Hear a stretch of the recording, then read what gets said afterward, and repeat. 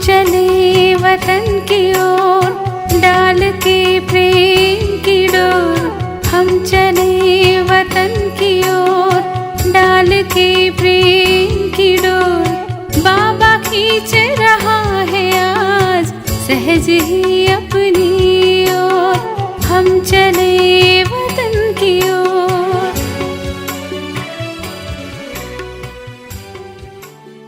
ஓம் சாந்தி. 27/5/1974 அவ்யக்த பாப்தாதா மதுபன். வாணியின் தலைப்பு உலக நன்மை காரியத்திற்காக பொறுப்பாளராகியிருக்கும் ஆத்மாக்களின் வார்த்தைகளும் எப்பொழுதும் நன்மை பயப்பதாகும். சப்தத்தில் வருவது மற்றும் சப்தத்திலிருந்து விலகி செல்வதில் எவ்வளவு இடைவெளி இருக்கிறது என்ற இதன் அனுபவியாக அனைவரும் ஆகிவிட்டீர்களா? மைக்கில் கொஞ்சம் சப்தம் தெளிவாக இல்லாமல் இருந்தது. பாருங்கள், சப்தம் ஒருவேளை சரியாக இல்லை என்றால் நன்றாக இல்லை அல்லவா? இயந்திரத்தில் கொஞ்சமாவது கோளாறு இருக்கிறது என்றாலும் அந்த மாதிரி சப்தத்தை விரும்புவது இல்லைதானே? அப்படி உங்களுடைய இயந்திரமான இந்த வாயும் மைக் தான். இந்த வாய் மூலமாகவும் எப்பொழுது யதார்த்தமான மற்றும் யுக்தியுக்தான வார்த்தைகள் வெளியாவது இல்லை என்றால் அந்த நேரம் அனைவருக்கும் என்ன அனுபவமாகும்? அல்லது அந்த நேரம் உங்களுக்கு தெரிய வருவதே இல்லையா என்ன? எப்பொழுது ஸ்தூலமான இயந்திரத்தின் சப்தத்தையும் விரும்புவதில்லை என்றால் இயற்கையான வாய் மூலம் வெளியாகியிருக்கும் வார்த்தைகள் மற்றும் சப்தம் தனக்கும் மற்றும் மற்றவர்களுக்கும் அந்த மாதிரியே அனுபவம் ஆக வேண்டும். ஒருவேளை இதை உணர்ந்தீர்கள் என்றால் அந்த நேரமே என்ன மாற்றம் ஏற்பட்டுவிடும் தெரிந்திருக்கிறீர்களா? அந்த நேரத்திலிருந்தே நிரந்தரமாக வீணான வார்த்தை, விஸ்தாரப்படுத்தக்கூடிய வார்த்தை, நேரத்தை வீணாக்கும் வார்த்தை மற்றும் தன்னுடைய பலகீனங்கள் மூலமாக மற்ற ஆத்மாக்களை தீய சேர்க்கையில் கொண்டு வரக்கூடிய வார்த்தை அனைத்தும் முடிவடைந்துவிடும். மகான் ஆத்மாக்களின் ஒவ்வொரு வார்த்தையையும் மகா வாக்கியம் என்று கூறப்படுகிறது. மகா வாக்கியம் என்றால் மகான் ஆக்கக்கூடிய வாக்கியம். மகா வாக்கியம் விஸ்தாரமானதாக இருப்பதில்லை. எப்படி மரத்தின் உள்ளே விதை மகானாக இருக்கிறது, மேலும் அதனுடைய விஸ்தாரம் இருப்பதில்லை, ஆனால் அதில் அனைத்து சாரமும் நிரம்பி இருக்கிறது. அதே போலவே மகா வாக்கியத்தில் விஸ்தாரம் இருப்பதில்லை, ஆனால் அதில் சாரம் இருக்கும். அந்த மாதிரி சாரம் நிறைந்ததான மிகச் சரியானதான யுக்தியுக்தாக, யோகயுக்தாக, சக்தியுக்தாக, அன்பு யுக்தியாக, சுயமரியாதையின் யுக்தியாக மற்றும் நினைவு யுக்தியான வார்த்தைகளை பேசுகிறீர்களா? எப்படி தற்சமயம் உலகத்தில் அழியக்கூடிய பதவியை பெறக்கூடிய விசேஷ ஆத்மாக்களாக யார் இருக்கிறார்களோ அவர்களும் தன்னுடைய வார்த்தையையும் சோதித்து பின்புதான் பேசுவார்கள். என் மூலமாக அந்த மாதிரி எந்த வார்த்தையும் வெளியாகிவிடக்கூடாது. அதனால் தேசத்தில் மற்றும் உடன் இருப்பவர்களில் எதிர்ப்பை உருவாக்கிவிடக்கூடாது என்று நினைப்பார்கள்.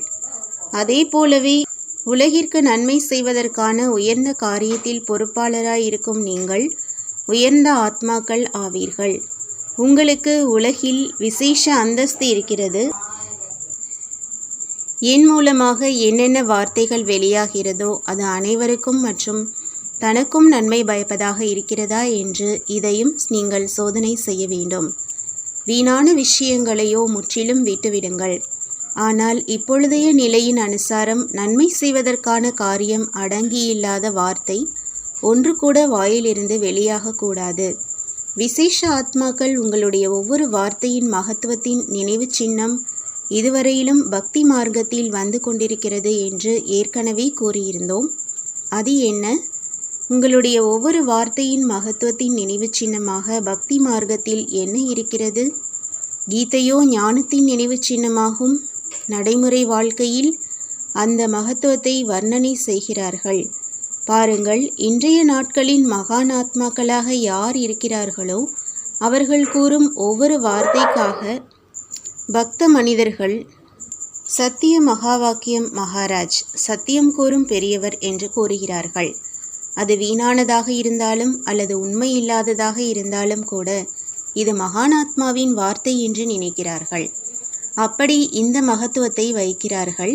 சத்திய மகாவாக்கியம் மகாராஜின் இந்த நினைவு சின்னம் எப்பொழுதிலிருந்து தொடங்கியது? முதலில் யதார்த்த நடைமுறை வாழ்க்கையில் நடக்கிறது. பின்பு பக்தி மார்க்கத்தில் நினைவு சின்னம் மட்டும் இருந்து விடுகிறது, யதார்த்தமானதாக இருப்பதில்லை.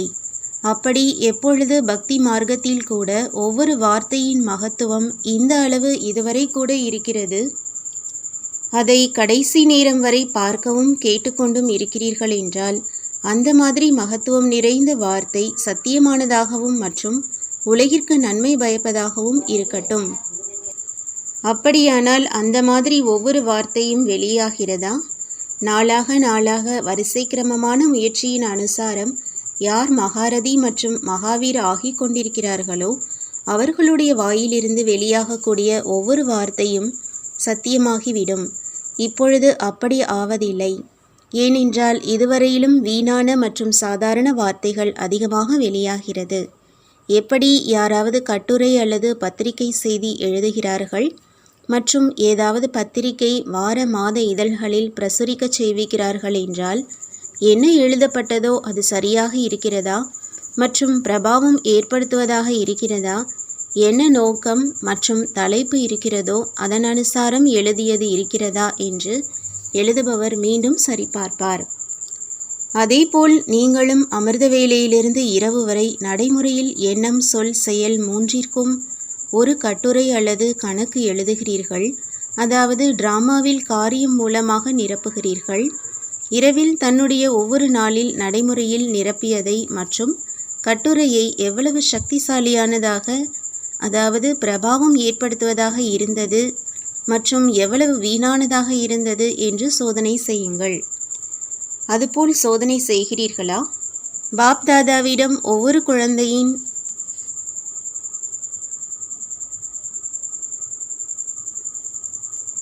ஒவ்வொரு நேரத்தின் 3 ரூபங்களில், அதாவது எண்ணம், சொல், செயலால் செய்யப்பட்ட நடைமுறை காரியங்கள் வெளிப்படுகிறது.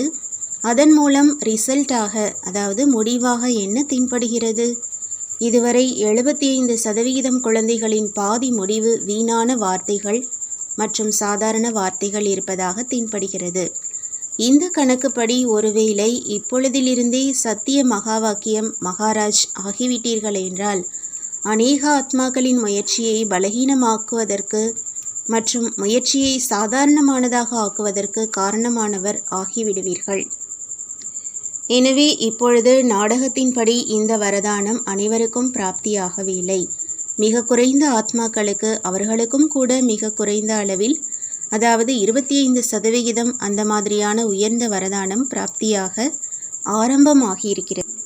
எனவே தன்னுடைய பொறுப்பு மற்றும் மகத்துவத்தை புரிந்து ஒவ்வொரு வார்த்தையிலும் இந்த அளவு கவனம் வையுங்கள். நீங்கள் சாதாரண முறையில் பேசுவீர்கள், ஆனால் மகானாத்மாக்கள் உங்களுடைய வார்த்தை சத்தியமாகும் காரணத்தினால் அநேக ஆத்மாக்களுக்கு நன்மையின்மை ஏற்பட்டு விடுகிறது. எனவே பக்தியில் கூட வரதானத்தின் கூடவே சாபத்திற்கும் மகிமை செய்யப்பட்டிருக்கிறது. சாபம் கொடுப்பதில்லை, ஆனால் அந்த மாதிரி வீணான நடத்தை மற்றும் வீணான வார்த்தை நன்மையின்மைக்கான காரணமாக தானாகவே ஆகிவிடுகிறது.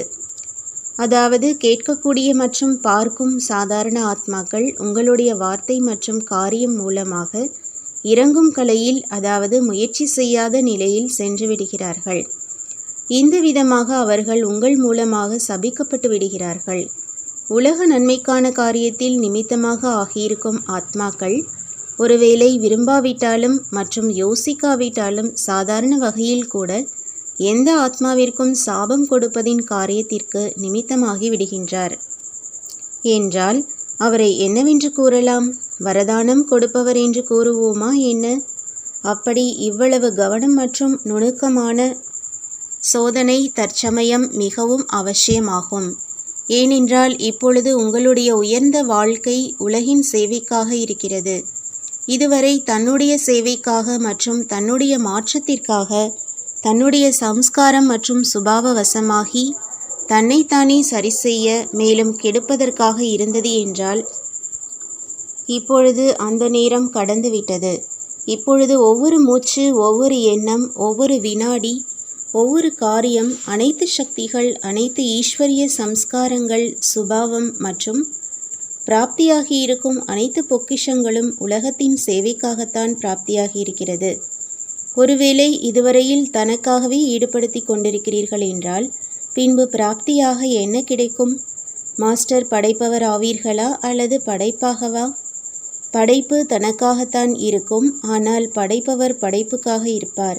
யார் இப்பொழுதே மாஸ்டர் படைப்பவர் ஆகவில்லையோ அவர் எதிர்காலத்திலும் உலகின் அதிபதியாக ஆக முடியாது. இப்பொழுது சம்பூர்ண நிலை மற்றும் சம்பூர்ண இறுதி முடிவின் நேரம் அருகில் வந்து கொண்டிருக்கிறது. முடிவை பாப்தாதா வாய் மூலமாக வெளிப்படுத்த மாட்டார், அல்லது ஏதாவது காகிதத்திலோ அல்லது பலகையிலோ நம்பர் எழுத மாட்டார். ஆனால் முடிவு எப்படி வெளியாகும்? நீங்கள் தனக்குத்தானே தன்னுடைய தகுதிக்கு ஏற்றபடி தனக்கு நிச்சயிக்கப்பட்ட வரிசை எண்ணிற்கு தகுதியானவர் என்று நினைப்பீர்கள் மற்றும் நிரூபிப்பீர்கள். தானாகவே அவருடைய வாயிலிருந்து தன்னுடைய இறுதி ரிசல்ட்டின் வரிசை எண்ணை யோசிக்காமலேயே அவர் வாயிலிருந்து கேட்க முடியும். மேலும் நடத்தையிலிருந்து தென்படும் இதுவரையிலோ ராயல் முயற்சி செய்பவர்களுக்கு ராயல் பாஷை காரியம் செய்து கொண்டிருக்கிறது. ஆனால் கொஞ்ச காலத்தில் ராயல் பாஷை உண்மையாகிவிடும். எப்படி ராயல் முயற்சி செய்பவர்களின் சென்ற கல்பத்தின் மகிமை இருக்கிறது? எவ்வளவுதான் தன்னை உருவாக்குவதற்கு முயற்சி செய்தாலும் ஆனால் சத்தியம் என்ற கண்ணாடியின் எதிரில் ராயல் கூட உண்மையாக தென்படும். அப்படி வரும் நாட்களில் அந்த மாதிரி சத்தியமான வார்த்தை, சத்தியமான உள் உணர்வு, சத்தியமான பார்வை, சத்தியமான சூழ்நிலை மற்றும் சத்தியத்தின் குழு பிரசித்தியாக தென்படும். அதாவது பிராமண பரிவாரம் ஒரு கண்ணாடி மாளிகை ஆகிவிடும். அந்த மாதிரியான இறுதி முடிவு தானாகவே வெளியாகிவிடும். இப்பொழுது பெரிய பெரிய கரைகள் கூட மறைப்பதினால் மறைந்து விடுகிறது. ஏனென்றால் இப்பொழுது நாலாபுறங்களிலும் உள்ள கரைகள் தெளிவாக தென்படும் மாதிரி கண்ணாடி மாளிகை உருவாகவில்லை. இப்பொழுது விலகிவிட்டார்கள் என்றால் கரை மறைந்து விடுகிறது. அதாவது கண்ணாடியின் எதிரில் தன்னை கொண்டு வருவதிலிருந்து விலகிவிட்டார் என்றால் பாவம் மறைந்து விடுகிறது. மறைவதில்லை, ஆனால் விலகியிருந்து மறைந்து இருக்கிறது என்று புரிந்து தன்னை குஷிப்படுத்திக் கொள்கிறார்கள். தந்தையும் குழந்தைகளுக்கு நன்மை செய்பவராகி ஒன்றுமே தெரியாதது போல் தெரியாதவராகி விடுகின்றார்.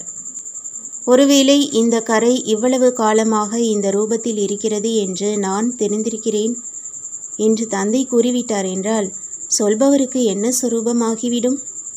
சொல்ல விரும்பினாலும் கூட வாய் அடைத்து போய்விடும். ஏனென்றால் சொல்வதற்கு விதி செய்யப்பட்டுள்ளது. தந்தை தெரிந்திருந்தும் கூட ஏன் கேட்டுக்கொண்டிருக்கிறார்? ஏனென்றால் தன் மூலமாக செய்த காரியம் மற்றும் எண்ணத்தை எப்பொழுது அவர்களே வர்ணனை செய்வார்களோ அப்பொழுதுதான் உணரும்படியில் கால் வைக்க முடியும். உணர்வது அல்லது வருத்தப்படுவது அல்லது மன்னிப்பு கேட்பது அனைத்து விஷயங்களும் ஒன்றாக ஆகிவிடுகிறது. எனவே சொல்ல வேண்டும் என்பதின் அர்த்தம் தன்னை லேசாக ஆக்குவதற்காகவோ அல்லது மாற்றம் செய்வதற்கான விதியாக உருவாக்கப்பட்டிருக்கிறது. இந்த விதி மூலம் பாவங்கள் வளருவது குறைந்து விடுகிறது.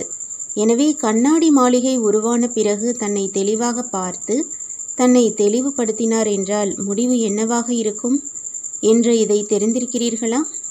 பாப் தாதாவும் நாடகப்படி அந்த ஆத்மாக்களுக்கு தெளிவான சவால் கொடுக்கிறார் என்றால் பின்பு அவர்களால் செய்ய முடியுமா?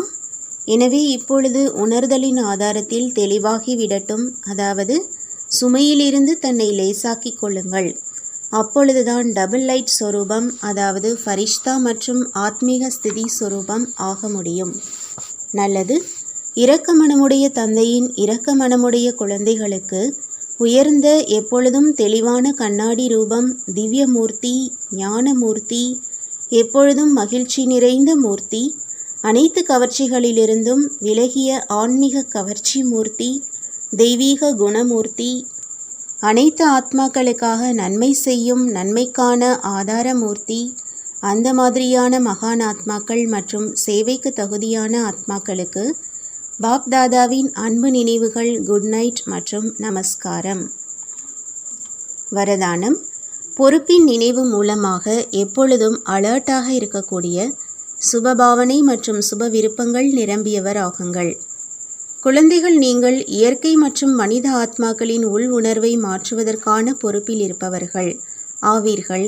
ஆனால் எப்பொழுது உங்களுடைய உள் உணர்வு சுபபாவனை சுப விருப்பங்களால் நிரம்பி சதோபிரதான மற்றும் சக்திசாலியானதாக இருக்குமோ அப்பொழுதுதான் இந்த பொறுப்பை நீங்கள் நிறைவேற்ற முடியும். பொறுப்பின் நினைவு எப்பொழுதும் உஷாராக்கிவிடும். ஒவ்வொரு ஆத்மாவிற்கும் முக்தி, ஜீவன் முக்தி, ஆஸ்திக்கு அதிகாரி ஆக்குவது என்ற இது மிகப்பெரிய பொறுப்பாகும். எனவே ஒரு பொழுதும் அலட்சியம் வர வேண்டாம். உள் உணர்வு சாதாரணமானதாக இருக்க வேண்டாம். ஸ்லோகன்: தன்னுடைய ஒவ்வொரு செயல் மூலமாக ஆதரவளிக்கும் தந்தையை பிரத்யக்ஷம் செய்தீர்கள் என்றால் அநேக ஆத்மாக்களுக்கு புகலிடம் கிடைத்துவிடும். ஓம் சாந்தி. तुम बच्चों को तो सर्विस करनी है, जो बाबा कहते हैं सबको ये बताओ कि देखो तुम्हारा एम एंड ऑब्जेक्ट ये है, एक गीता है बगैर, ये राजयोग है ना बच्चे। कैसे है राजयोग? बिल्कुल सहज है कि बाप को याद करो तो ये वैसा मिलेगा तुमको। ओम शांति।